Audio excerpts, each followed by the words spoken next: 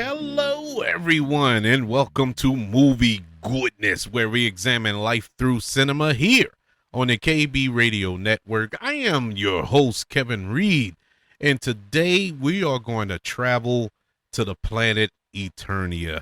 We're going to go over the history of He-Man and the Masters of the Universe, a toy line and cartoon that came out in the early 80s that just captivated the eyes and imagination of young gentlemen like myself around that time who was born at the perfect time to partake in this phenomenon that was Masters of the Universe. And I can't imagine my childhood without an He-Man action figure in my house. I mean, just like any other little adolescent boy around that time, had the action figures, played with them, fought against Skeletor and all of the other minions, and even doing crossovers, fighting against GI Joes and stuff like that. Your imagination was your playground back in the day. See, we didn't have. I'm sounding like an old timer now. We didn't have the iPhones and the iPads and 3,800 channels to to surf. We just had toys, man. We had actual toys that we could play with the toys and then turn on the TV and watch the cartoon and play alongside of the cartoon while it's going on in real time. It was a joy. It was a joy. I still have my He-Man action figure. And you may wonder, do I whip it out and play? No. I say I still have it because I know where it is. It's it's not with me here. It's at my parents' house. It's at my mom's house, buried in the backyard. He-Man lost a battle in one of my imaginary in one of my imaginary wars that was taking place, and I did a ceremonial funeral for He-Man. And now I always intended on going back and digging him up, but didn't happen. And eventually, my dad, God rest his soul, he gave me a basketball court one year for my birthday, and he poured the slab and everything so I can have a basketball court in my backyard. And I believe that He-Man is currently under that slab of concrete in my backyard, resting peacefully with some other toys. He-Man wasn't the only one that I laid to rest back there. It's pretty much pet cemetery for toys and action figures in my mom's backyard. But I fully intend on replenishing my collection. I just haven't had the time or the money because you can't just go to Toys R Us anymore. It doesn't exist and find a He-Man action figure. You're gonna have to go on eBay or wherever and buy these things, and they're not cheap. They're collector's items. So I dropped the ball there. I really dropped the ball there. I probably could have paid off a car or a house or something by now with all of the toys I had growing up, and either broke or did a realistic burial of these characters that I've. It was. Look, yes, I'm weird. I know. I'm weird. It is what it is. At least I can admit it. Doggone it. But that's besides the point. The point of all this is my 80s, my childhood was He-Man. When you think of watching Saturday morning cartoons or afternoon cartoons when you come home from school, the first cartoon that pops in my head is He-Man in the Masters of the Universe. That's all I remember. Well, not all, but it's like the number one cartoon of my childhood. You know, then you get the Thundercats and Silverhawks and all that other good stuff that was around that same era, and the plethora of cartoons. But I'm telling you, man, we had it good back then. We had it good, and we just didn't know it. Because you look now I'm searching for cartoons. I'm trying to recapture my childhood, and I can't find any good cartoons to watch. Anything that captures the imagination like it did back in the day. Now, all of those cartoons, pretty basic. There was nothing innovative. I mean, because it was targeted for kids. Let's be honest here. There wasn't any Orson Welles, a Citizen Kane of Saturday morning cartoons that was so deep and character driven that you was just in enamored by all of the storytelling going on. That wasn't the goal. The goal was just to keep kids occupied for 30 minutes at a time. And He-Man was definitely that. He-Man, it was silly. It was dumb at times, but it was so entertaining. When you go back and think about it and look at it now, it's a silly concept. And so that's one of the things that give me a little hesitation of this new adaptation of Masters of the Universe that's going to be released on June the 5th in theaters. This live action adaptation, to be exact. I'm excited for the nostalgia of it all, but I'm not looking for anything perfect out of that movie. I'm not looking for anything to make any sense, to be honest with you. I just want to be entertained for an hour and a half or 2 hours, however long the movie is going to be, because I will be there on June the 5th. And you can best believe that I will be trying to recapture my childhood with this film.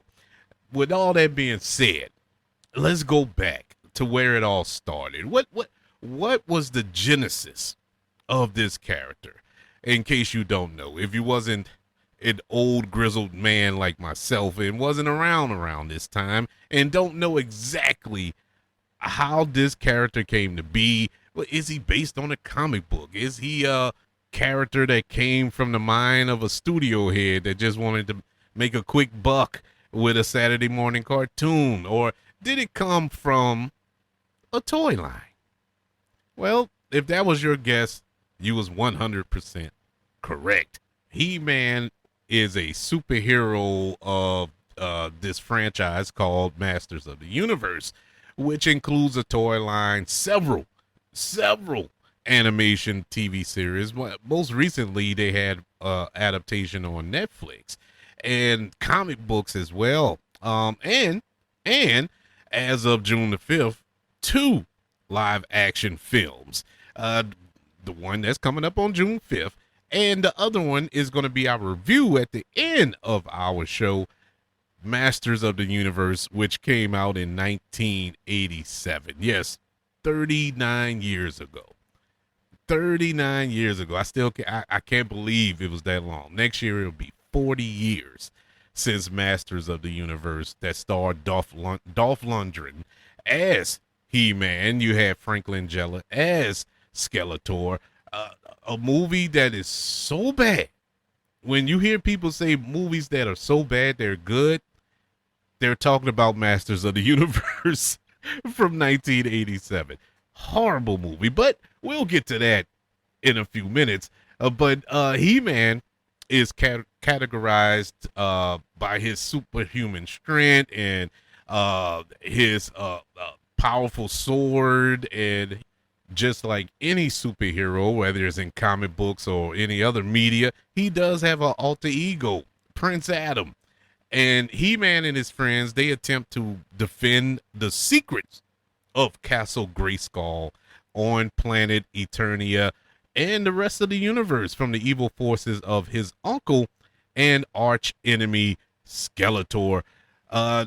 Just a little bonus feature here. He-Man has a twin sister who later on had her own animated cartoon, She-Ra. And so the character was created by designer Mark Taylor, who based the character on his childhood drawings. One of those drawings was used by Mattel's designer, Roger Sweet, in his pitch to Mattel for a new action figure line. Now, to give you a little backstory with that, Mattel had just passed on the toy line for Star Wars. they didn't see any value in that. So they passed on it. So George Lucas took it to Kenner, the toy line, and they developed the toys for Star Wars, which generated like $4 billion. And Mattel was kicking themselves in the behind because of that decision. So they were scrambling, trying to find the next big thing to kind of compete now, because at this point they've been overtaken by Kenner.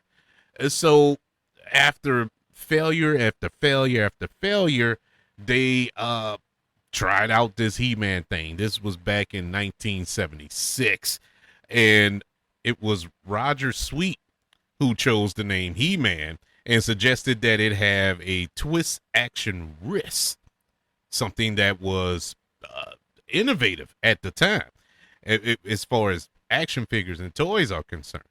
And so Roger Sweet sculpted and presented 3 different versions of the figure to Mattel, including a soldier, a spaceman, and a barbarian. The barbarian version was chosen and developed into the character's current form that we know today. Afterwards, Roger Sweet was taken off of the project, and Mark Taylor came in to be the principal designer of the toy line. And so back then, when they released the toy line, they had a storyline to go with it too. It wasn't just a toy. Here you go, play with it. Even though most kids didn't care, you know. But for the ones that were actually going to play with it and create their own world, their own universe, their own little stories, they gave a little backstory for all of these characters. And that's when the TV show came into play. So they hired these writers for a TV show to go along with the toy lines. See, this was odd. At least it was for me when I found out this what it was, because initially I thought that the toys were based on the cartoon, but no, it's the opposite. The cartoon was based on the toys, and normally you would think like a movie or TV show or something like that, they release a toy line to go along with it to help with the promotion and the merchandising and all this other stuff. But no. No. They released the cartoon or produced this cartoon to sell toys. So this is where we get a lot of the backstory, the supporting characters, our villains, and all this. All this was devised by the cartoon, by the writers. And as they came up with these ideas for the show, then the toy makers would have to go and design the design the characters so it can go along with the TV show as well. And so that's how they worked hand in hand to create He-Man and the Masters of the Universe. And it became an instant success, rapidly increasing the sales of the toys. And it was a huge success, especially in the 80s, gaining 9 million viewers in its first year in the United States alone, and began broadcasting to at least 37 countries as well. The massive success of that series led to a feature-length film in 1985, He-Man and She-Ra, The Secret of the Sword, from the same production team, and it shared continuity or spin-off series for She-Ra, Princess of Power. There was also a primetime hour-long Christmas special, He-Man and She-Ra, a Christmas special. I vaguely remember that I was like 6 or 7 when that came out. I remember that, but I don't remember anything about it. But I do remember them releasing a Christmas special. That was the thing back then. I think infamously everybody remembers the Star Wars holiday special, which was, my God. But yeah, man, the cartoon was awesome. I loved that cartoon. Jumping over to the comic book pages, He-Man and Masters of the Universe also graced our comic book pages, dating all the way back to 1981, when it first had its first mini comics, if you will, and that was released by Mattel. And it was the story of the characters. And in those early comics, it, Conan was a barbarian. He was just wandering like this dystopian world. Well, the planet of Eternia, but it was dystopian looking, and he was just wandering around. And the world was dealing with the aftermath of a war, but the results of the war, you had leftover machinery and weapons that were used, in this dystopian world. And the war opened a rift between dimensions, which allowed Skeletor to travel to Eternia. And Skeletor has set his sights on Castle Grayskull, the fortress of mystery and power. And whoever controls Grayskull will control the masters of the universe. That's always been the story when it came to this particular property. But to prevent Skeletor from achieving his goal, He-Man has received special powers and weapons from the sorceress and defends the castle from Skeletor. So that was basically the official, unofficial origin of He-Man and his special abilities, because he has superhuman strength. He's a superhero, and he has that power sword. So he is a bona fide comic book superhero. And so we fast forward to a couple of years after that, and DC Comics stuck their hands into the Masters of the Universe cookie jar. They debuted a comic back in July of 1982, and the series crossed over into the DC universe in a story that had He-Man teaming with Superman. And from there, I think the next year, they debuted Masters of the Universe limited series in DC Comics, and that ran for 3 issues. And so you had a nice little run in DC when it came to Masters of the Universe. And this was all running concurrent with the TV show and the toy line. So all of this was, I guess you consider, canon in this universe. I never read the comics. I didn't read the Master. I didn't think it was. I didn't think it was a legit thing.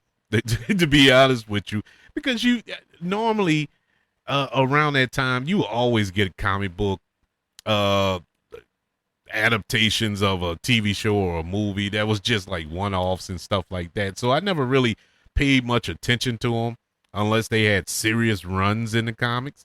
But I didn't really dive into the Masters of the Universe comic book. But the DC Comics run didn't last long. In 1983, they kind of went back to Mattel. Mattel was releasing these mini comics throughout the 80s, all the way up to 1986. And in 1986, Marvel decided to give it a shot. But not Marvel proper. It was one of their subsidies, Star Comics. They made a 13-issue run of Masters of the Universe, but not really. Just like I was mentioning earlier, how they have these one-offs in the comic books when a movie or TV show come along. Well, that's basically what this comic was, to go in line with Masters of the Universe, the movie that came out in 1987.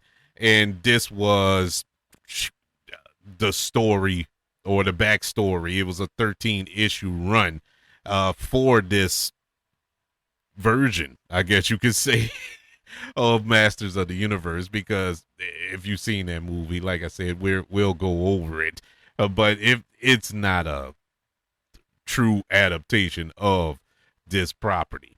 But it went on to be in comic strips in the newspapers throughout the rest of the 80s, all the way up to the 90s, where it kind of pumped the brakes once it got to 91, kind of reemerged in the early 2000s with Image Comics. They gave it a shot.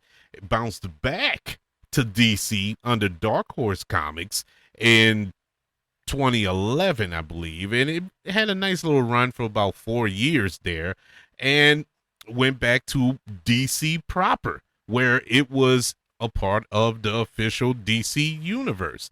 And this ran from 2012 to 2020, even having Masters of the Universe involved in the Injustice storyline in DC Comics. You know, that 6-part crossover series there.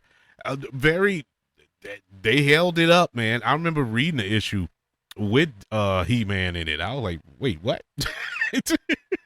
I was lost at that point. But currently is still holding strong in Dark Horse Comics, and it is presently still a part of that canon over there. That's where Masters of the Universe Revelations and Revolution, which is the animated show that was on Netflix, that's what that show is based on, because the comics in the Dark Horse comics, I should say, is the prequel to that show.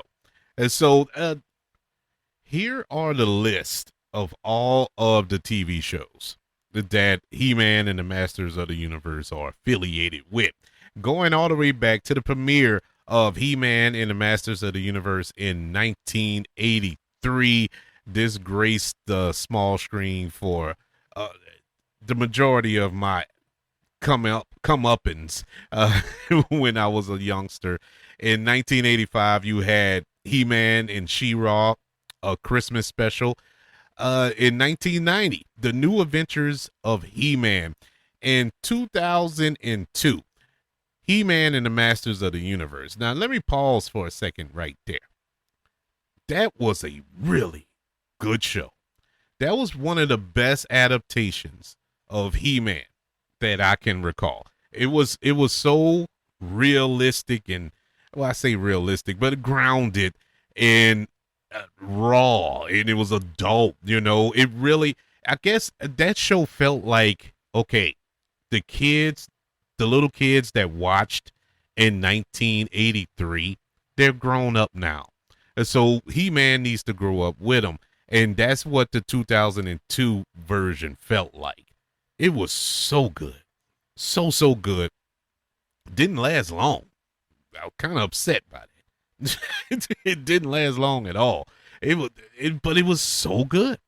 From 2021 to 2024, you had Masters of the Universe, Revelation, and Revolution, and in 2021, you had the CGI reboot, Masters of the Universe. As far as films are concerned, you have He-Man and She-Ra, The Secret of the Sword. That was the 1985 animated film. And the 1987 live action Masters of the Universe. Chippendale Rescue Rangers in 2022. There was a cameo. If you remember that movie was so underrated. I think that is the most slept on movie ever. Chippendale Rescue Rangers was awesome. I love that movie. But He-Man and Skeletor make cameos in that movie. And then we're getting our reboot of Masters of the Universe in just a few days. But before we run out to the theater to catch that one, let's circle back to 1987 and let's review Masters of the Universe. Directed by Gary Goddard, it stars Dolph Lundgren as He-Man, Franklin Jeller as Skeletor. You have a young Courtney Cox in this film. This film had a $22 million budget, and that's 1987 money, and it only mustered up 17 million. But out of that 17 million, $10 of it was me and my dad. I begged my dad to bring me to go see this movie. It was nothing I wanted more in life at the time than to go see Masters of the Universe. I couldn't wait for this movie. I remember seeing the trailer for this movie, and my little 6-year-old mind just blew out of the skull. I was like, what? It's going to be live action. It's going to be real. It's going to be actual human beings playing He-Man. I'm like, who can play He-Man? And this is fresh off of watching Rocky 4, and seeing this big Russian who we find out later is actually Swedish, but you see this big old Russian towering over Sylvester Stallone.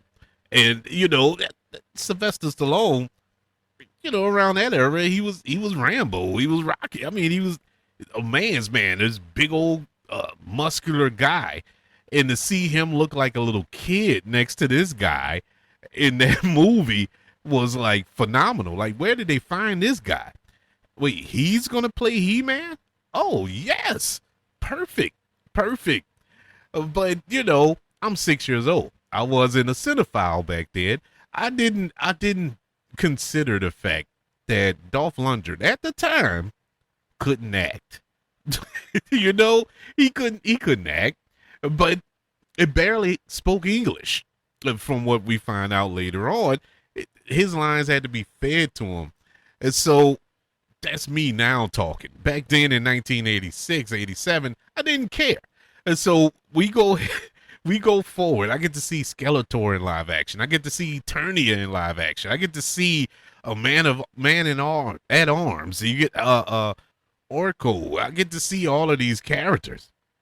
Well, not so fast. Not so fast. Canon, the Canon Group is the studio behind Masters of the Universe. And if you don't know anything about the Canon Group, they're very, very predominant movie studio of the 80s that gave you these low budget action movies around that time that just looked bad. It was just the most cheap looking action movies you're ever going to see, but they're so fun to watch. But they didn't have money like that, and it was even worse because Superman 4: The Quest for Peace, and you may wonder what that got to do with Masters of the Universe live action film. Well, Canon released that movie, and they put all their eggs in the Superman basket. It's because it's Superman. It was a smart move. They got the rights, released the film, and it was horrible. Box office disaster. Bankrupt the studio. The unfortunate part for Masters of the Universe, this all happened in the middle of production. And so all of the plans they had initially, this movie wasn't going to take place on Earth. This movie was going to take place on Eternia, because that's what the story is. That's what He-Man and the Masters of the Universe is. It has nothing to do with Earth. And so the studio head said, okay, I know how we can save money. Let's set it on Earth. Let's find a way to set it on Earth. And so that's what they did. And that's how we get this movie, this monstrosity of a film. And I must say, at the age of 1987, I was 8. And at the age of 8, I realized at that point, I knew the difference between a bad film and a good film. And this was the bad one. I sat there and I realized for the first time in my life, in 8 long years on Earth, this is the first time I'm sitting in a movie theater mad. Did not enjoy it. I've seen bad movies up to that point, but I didn't get mad, or I didn't realize they were bad until later, because I was just happy to be in a movie theater. I love movie theaters. I love going and watch movies. Did not love this because the movie was so bad. I can live with the fact that they changed it up. Okay, I know that there's going to be a deviation from the source material. We get that today. Whether you transferring it from a comic book or a TV show or a toy line, it doesn't matter. Whenever you transfer one media to another, there's going to be changes. So I get that. I can live with that, but I couldn't live with this. First and foremost, this movie is set on Earth. I don't understand why it had to be set on Earth. I don't understand why Earth played a major part in Eternia and Castle Grayskull. Made no sense. Then you have no Oracle. Now it's 1987. This is pre CGI, AI, whatever. You didn't have that luxury. And so you had to cut back on some things. But to give you another character that made no sense, that was never introduced in any other iteration of Masters of the Universe, and make him a central part of the story. I think his name was Gwandor or whatever. Horrible character, ugly as well. And then this cosmic key thing that opens up these rifts in the dimension to whereas you can travel to Earth and Eternia and this, that, and the third, whatever. But that was the MacGuffin of the movie. But the most offensive thing about this movie that I recognized in 1987, sitting in that movie theater, that got me so mad was the fact that we're focusing on Courtney Cox's character and her boyfriend. I could care less about her story. I came here to watch He-Man say, I have the power, and kick Skeletor's butt. That's the only reason I'm here. But for some strange reason, they felt they had to give this movie some gravitas to connect with the teenage audience, because that's what 80s films did. Around this time, you got The Breakfast Club, Pretty in Pink, St. Elmo's Fire, and all these, with the Brat Pack movies. All that was coming out, so they figured, hey, teenage movies are getting over. Let's try putting a teenage story in this one. Why? Why? It made no sense. Courtney Cox's character's parents died in a car crash, right? And so this was her arc throughout the movie. She's dealing with grief throughout this film, and she stumbles upon the key, the cosmic key, and He-Man is tracking it down, as well as Skeletor, sending his minions after her, and all this other stuff. All right, whatever. But they were the central focus of the film. Now, there's a lot of reasons why that could have happened. Reason number one, the aforementioned Dolph Lundgren can't act at this point. He can act now. I've been seeing him in movies, seen him in multiple films where he was killing it on screen. He just didn't find his stride. This is his second film, so he didn't, and he's starring. So there's a lot of pressure on him. And so you have that going for you. So they were trying to hide him. That's why you didn't get a lot of He-Man. All right. Reason number two, due to the fact they couldn't create an Eternia, they had to kind of draw your attention away from that. So we followed these two characters through the entire film. Or reason number three, they really didn't have a story and they were just flying by the seat of their pants.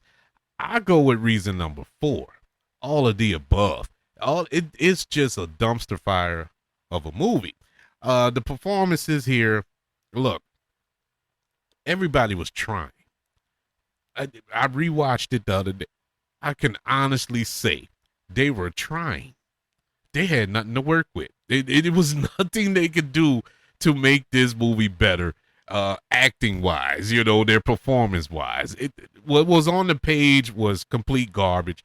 And they tried. Every actor in here, even Dolph Lundgren at this time, they tried.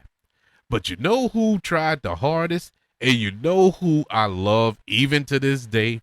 Is Frank Langella as Skeletor. He is the only one out of this entire cast that knew exactly what movie he was in. He chewed up every second of scene that he was in. He act a plumb fool as Skeletor. I loved him in this movie. The only redeeming quality of this movie is watching Frank Langella's performance. Over the top doesn't do it justice. That's not an apt description of his performance. He went all in. And I can't, man, you can't do nothing but tip your hat to Frank Langella as Skeletor in this movie. He went all in. He didn't care. He was like, you know what? I'm here. Y'all paying me. Let me go with it. And he went with it. Loved his performance. Really did. The action was not all that good. Dolph Lundgren swinging a sword didn't look good. You know, it didn't look fluid. Nobody looked like they were trained at any point for these action sequences. The visual effects was horrible, but you got to kind of give a little learning curve there because it was 1987. You know, it wasn't Matrix level special effects. They had a couple of good shots in there, like when Skeletor arrived on Earth. I thought that was a pretty cool scene. But the rest of the visual effects was not looking good. One in particular, the final fight between He-Man and Skeletor. Speaking of He-Man, let me get to that. Speaking of He-Man, the fact that he was never Prince Adam in this movie, never. He was He-Man the entire movie. But anyways, going back to that final fight with him and Skeletor, it was dark. It looked bad. And that's kind of excused when you learn the backstory.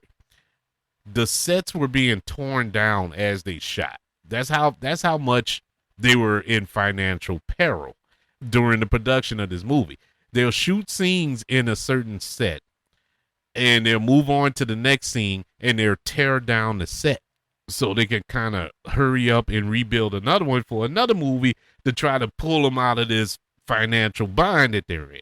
And so when you got to that final fight, they had to be in a set. You know, it was set in a spot that they already filmed in, and there was no set. And so that's why it's dark. They're basically fighting in a warehouse with nothing around them, just with the, clever lighting and all this other stuff. That's why it looks the way it looks. And I just feel bad for the filmmakers and everything because they were so handcuffed in this movie. I feel bad for them because they probably had a good movie that they wanted to produce, but they couldn't financially. Another thing I liked the scene when He-Man got the Sword of Power back, I should say, when he pulled it out of this little locking mechanism that Skeletor put it in, and he finally said the line, "I have the power." And that was cool because I liked the way it just looked cinematically, it looked great. And that was your crowd pleasing moment when he pulled it out of there, like King Arthur pulling the sword out of the stone, if you will. It was awesome. That was awesome. If the rest of the movie was like that, we'll be singing a different tune. And so with that, Frank Langella's performance and everybody really giving it their all. They really gave it their all. I can't knock the movie. I would consider it a cult film right now. You know, it's one of those guilty pleasures. This is the sheer definition of a movie that was so bad that it's good. You can watch this and laugh, you know. And that's the type of movie this is. You can watch it and laugh, especially at the end. Because we get to the end of this movie, and like I said, Courtney Cox's character, her parents died in a car crash. Now, this was long before He-Man and Man-at-Arms and everybody came to Earth. The Cosmic Key, they they went back to Eternia, or sent them back, because they all had went back to Eternia. That's where the final battle happened in Castle Grayskull. And so they go back home. And when she gets back home, she wakes up out the bed, goes downstairs, and her parents were there. I couldn't take it, bro. I couldn't. I was so mad. 8 years old, walking out the theater. Man, I remember my dad asking me, "Hey, did you like it?" He's still waiting on his answer today, and God rest his soul, he's passed away, and he'll never get that answer because I didn't have an answer for him. I couldn't answer him. I don't know what I watched. I still don't know. And I watched it the other day. I still don't know what I watched. They should have just left it alone. Once every sign told them to leave it alone, but they kept going.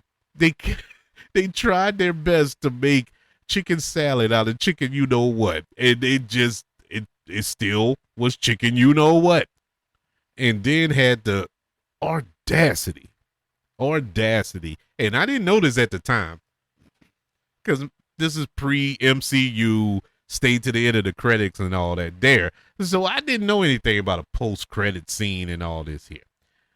I found out years later, I think I was a teenager or something like that. Masters of the Universe was on HBO or something, and I tried watching it again, got disgusted, left out the room. I came back, and the credits were about to end, and all of a sudden Skeletor head popped up out the water and said, "I'll be back."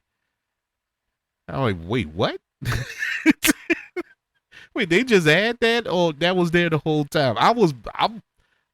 I did not know it had a post-credit scene. After all those years, did not know it. And they had the audacity to set up a sequel to this crap. Thankfully, it didn't come to fruition. Masters of the Universe from 1987 gets a letter grade of a D-. Yeah, only a couple of redeeming qualities about this movie. It's a true guilty pleasure. It's one of those movies you watch just to say I watched it. Yeah, I watched that. That's it. It's no icebreaker here. There's nothing that's going to engage a conversation. The only conversation you will have with others, oh, did you see Masters of the Universe from 1987? Yeah, that movie sucked. Yeah, I feel the same way. That's the end of the conversation. There's nothing else to say about Masters of the Universe from 1987. Hopefully, this one will be better. Hopefully, this reboot that's coming out at the beginning of June will be better.